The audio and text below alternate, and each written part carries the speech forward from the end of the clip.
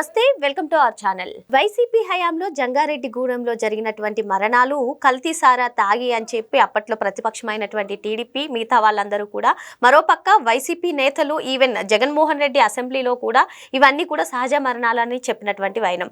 మరి కూటమి ప్రభుత్వం అధికారంలోకి వచ్చిన తర్వాత ఈ సంఘటన పైన సిట్ ఏర్పరచడం, మరి సిట్ అధికారులు ఈ రోజు అవన్నీ కూడా కల్తీ సారా తాగి జరిగినటువంటి మరణాలను స్పష్టం చేయడం ఏ విధంగా చూడాలి తెలుసుకునే ప్రయత్నం చేద్దాం. దీన్ని విశ్లేషించడానికి మనతో పాటుగా ఉన్నారు senior journalist doctor Bharat Reddy గారు.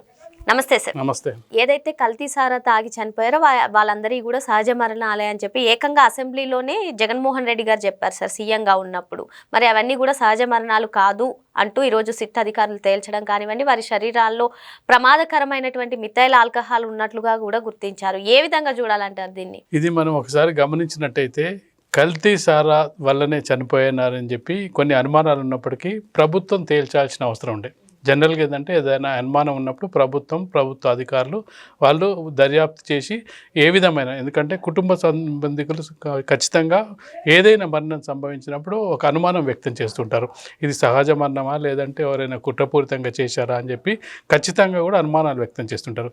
వాటిని నిగ్గు తేల్చాల్సిన బాధ్యత ఎవరిదంటే ప్రభుత్వానికి ఉంటుంది. కానీ ప్రభుత్వమే, అంటే దర్యాప్తు జరిపించాల్సిన ప్రభుత్వమే సర్టిఫికెట్ ఇచ్చిన తర్వాత దర్యాప్తు సంస్థలు ఏం చేస్తాయి, ప్రభుత్వం ఏ విధంగా ఉంటే దానికి అనుగుణంగానే నివేదికలు ఇచ్చే ప్రయత్నం చేస్తూ ఉంటాయి. నిష్పక్షపాతంగా చేయండి, ఎవరు దోషులు ఉంటే వాళ్ళని తేల్చండి అని చెప్పే ప్రయత్నం ప్రభుత్వం చేసి ఉంటే దర్యాప్తు సంస్థలు కూడా ఆ విధంగా చేసే ఆస్కారం ఉండేది. కానీ స్వయంగా ముఖ్యమంత్రి స్థానంలో ఉన్న జగన్మోహన్ రెడ్డి 2022లో ఆగస్టు 9 నుంచి 12 మధ్యకాలంలో ఒకే విధంగా దాదాపు 25 మందికి ఒకే విధంగా మరణాలు సంభవిస్తున్నప్పుడు ఖచ్చితంగా ప్రభుత్వానికి కానీ అక్కడ ఉన్న అధికారులు కానీ కొంత అనుమానం కలిగే అవకాశం ఉంటుంది. ఎందుకంటే ఒకే విధమైన మనం జనరల్ వస్తుంటే ఒక హాస్టల్లోనో లేకపోతే ఎక్కడ జరుగుతుంటేనే ఒకే విధమైన మరణాలు సంభవిస్తుంటే ఏమన్నా ఫుడ్ పాయిజన్ అయిందా, ఏమైంది అని కొంత ఎంక్వైరీ చేస్తూ ఉంటారు. ఏమన్నా దాని నమూనాలను కూడా పంపిస్తుంటారు.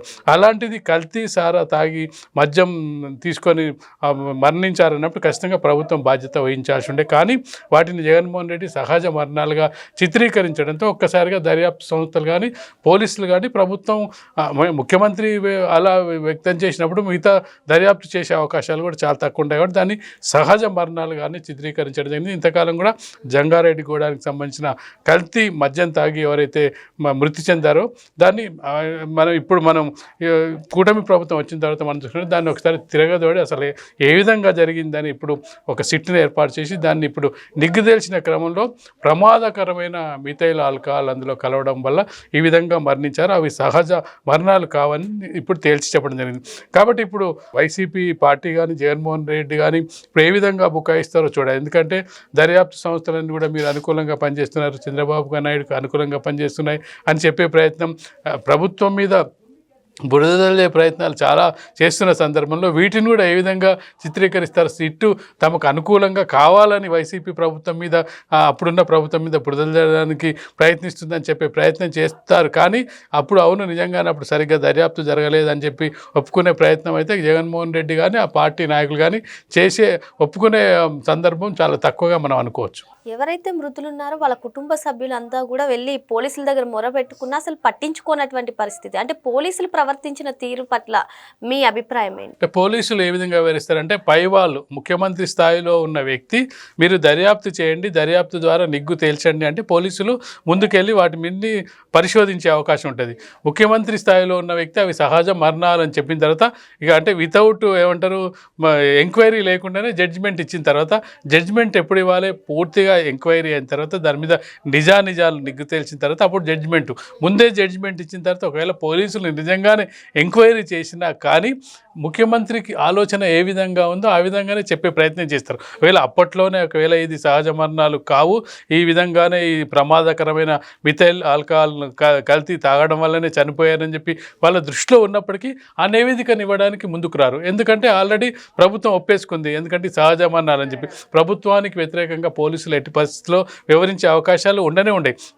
అసలు ఎట్టి పరిస్థితుల్లో ప్రభుత్వం ఏ విధంగా చెప్తే ఆ విధంగా చేసే క్రమమే కనిపిస్తుంది. మనం జగన్మోహన్ రెడ్డి మనం ఒకసారి పరిశీలించినట్టయితే వీటిని సహజ మరణాలు అంటున్న జగన్మోహన్ రెడ్డి వాళ్ళ బాబాయ్ జరిగిన హత్యనే సహజ మరణంగా చిత్రీకరించడానికి చాలా ప్రయత్నం చేయడం జరిగింది. చనిపోయిన వెంటనే కాలు జారి పడిపోయాడని చెప్పి, హార్ట్ అటాక్ అని చెప్పి చాలా రకాలుగా, అంటే దాదాపు 2-3 గంటల పాటు మనం చూసినట్టయితే అది గొడ్డలితో నరికారు అనేది చాలా సేపటి తర్వాత బయటికి రావడం జరిగింది. చాలామంది కూడా ఆంధ్రప్రదేశ్ అంటే ఉమ్మడి రాష్ట్రంలోని ప్రజలు కానీ చాలామంది ప్రజలు నమ్మింది ఏంటంటే, సరే చాలామందికి ఇటీవల కాలంలో హార్ట్ అటాక్స్ వస్తున్నాయి, ఇంట్లో కాలు జారి పడిపోయినప్పుడు చనిపోతుంటారు, సహజ మరణమే కావచ్చు అని చెప్పి నమ్మిన పరిస్థితి కూడా మనం చూడొచ్చు. చాలాసేపటి వరకు దాదాపు 1-2 గంటల వరకు నమ్మించిన పరిస్థితి చూడొచ్చు. తర్వాత మెల్లమెల్లగా చూస్తే అతను రక్తం మడుగులు ఇవన్నీ చూసిన తర్వాత అది హత్య జరిగిందని, హత్యకు సంబంధించి ఇంకో అంశం కూడా సార్, లిక్కర్ స్కామ్ కి సంబంధించి వార్తలు రాగానే వైసీపీ నేతలందరూ కూడా అసలు మా హయాంలో నాణ్యమైనటువంటి లిక్కర్ని ఇచ్చాము అని. ఒకవేళ నిజంగానే నాణ్యమైనటువంటి లిక్కర్ ప్రజలకు అందినట్లయితే వాళ్ళు సారా తాగాల్సిన పని వచ్చిందంటారు? ఆ లిక్కర్ అనేది నాణ్యమైనది అనేది ఉండనే ఉండదు. ఎందుకంటే లిక్కర్ నిషేధిస్తామని చెప్పి వాళ్ళు మేనిఫెస్టోలో పెట్టుకొని రావడం జరిగింది. లిక్కర్పై నిషేధం ఇస్తాం, అసలు బెల్ట్ షాపులనే నిషేధిస్తామని చెప్పి జగన్మోహన్ రెడ్డి వచ్చిన తర్వాత బెల్ట్ షాపుల సంఖ్య పెరిగింది. లిక్కర్ మీద నియంత్రణ వదిలేసి మరొకటి ఏం జరిగింది, ప్రభుత్వమే దాన్ని లిక్కర్ని తయారు చేయడం ప్రారంభించింది.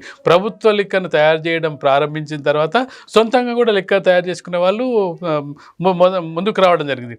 ఎప్పుడైనా బ్రేవరీస్ ద్వారా గతంలో ఉన్న వాటిని పక్కన పెట్టేసి వీళ్ళు లిక్కర్ను వ్యాపారస్తుగా, ప్రభుత్వం ఎప్పుడైనా లిక్కర్ని ఒక ఆదాయ వనరుగా చూసుకుంటుంది.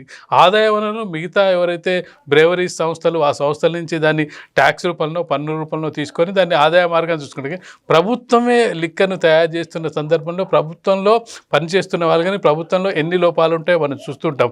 వాళ్ళు అంటే అంత నాణ్యత పాటిస్తారా? నాణ్యత పాటిస్తేనే ప్రభుత్వం తయారు చేస్తున్న లిక్కర్లోనే చాలా అవగతలు జరిగినాయి, నాణ్యమైన లిక్కర్ అందలేదు, దాన్ని మరణాలు సంభవించాయని చెప్పి ఒకవైపు ఆరోపణలు వస్తున్న నేపథ్యంలో సారా తయారు చేసుకున్నప్పుడు ఖచ్చితంగా కూడా చాలామంది తయారవుతుంటారు. కాబట్టి ప్రభుత్వ నియంత్రణ లేదు, ప్రభుత్వమే ప్రోత్సహిస్తున్నట్టుగా ఉంది. కాబట్టి ఖచ్చితంగా కూడా అది మరొకరికి ప్రోత్సహించే విధంగా ఉంటుంది. ప్రభుత్వం రోల్ మోడల్గా ఉండాలంటే ఏం చేయాలి, ఖచ్చితంగా లిక్కర్ మీద, లిక్కర్కు ఆదాయ వనరు ఉన్నప్పటికీ కొంత పరిమితంగానో నిషేధంతో లేదంటే కొంత తగ్గించే ప్రయత్నం, అంటే ఎవరైతే రోజు అలవాటు పడతారో వాళ్ళని కొంచెం తగ్గించే ప్రయత్నం, ఇలాంటి ప్రయత్నాలు చేసినట్టయితే కొంత వాళ్ళు సానుకూలంగా ఉండే అవకాశం ఉంది. కానీ ప్రభుత్వమే ప్రోత్సహించి దాన్ని వాళ్ళ ప్రభుత్వ ఆదాయ వనరు కంటే మనం లిక్కర్ స్కామ్ చూసుకుంటే వాళ్ళ సొంత ఆదాయ వనరులుగా మార్చుకోవడం జరిగింది. కేవలం ప్రభుత్వ ఆదాయ వనరుగా మార్చుకుంటే అంత పెద్ద సమస్య ఉండేది. ఎందుకంటే ప్రభుత్వం ఒక ఆదాయం వస్తే దాన్ని సరే సంక్షేమ పథకాలకో లేదంటే ప్రభుత్వ కార్యక్రమాలకో దేనికో ఖర్చు పెడుతుంటే అది అయిపోతుంది. కానీ మనం లిక్కర్ స్కామ్ చూసుకున్నట్టయితే 35,000 కోట్ల లిక్కర్ స్కామ్ చూసుకున్నట్టయితే అందులో మొత్తం కూడా ప్రైవేట్ వ్యక్తులు, దాదాపు వైసీపీ నాయకులకు సంబంధించిన అందరూ వాళ్ళకు ఎలక్షన్ ఫండ్ కానీ, భూములకు కానీ, బంగారం కానీ వెళ్ళడం జరిగింది. లిక్కర్ని ప్రభుత్వ ఆదాయ వనరుగా కాకుండా సొంత వాళ్ళ ఆస్తులను పెంచుకోవడానికి కూడా వాటిని ఉపయోగించుకోవడం జరిగింది. ఇప్పటివరకు ఆ లిక్కర్ స్కామ్ గురించి పూర్తి వివరాలు బయటికి రానప్పటికీ పూర్తిగా చూసుకున్నట్లయితే లిక్కర్ స్కామ్లో దాదాపు పెద్ద వైసీపీ నాయకులందరూ కూడా ఇరుక్కొని జైళ్ళలో ఉన్న సందర్భాన్ని కూడా మనం గమనిస్తున్నాం. కల్తీ సారా తాగి జరిగినటువంటి మరణాలే అవి అని చెప్పి సార్ చెప్తున్నారు. మరో అంశంతో మళ్ళీ కలుద్దాం. Thank you sir.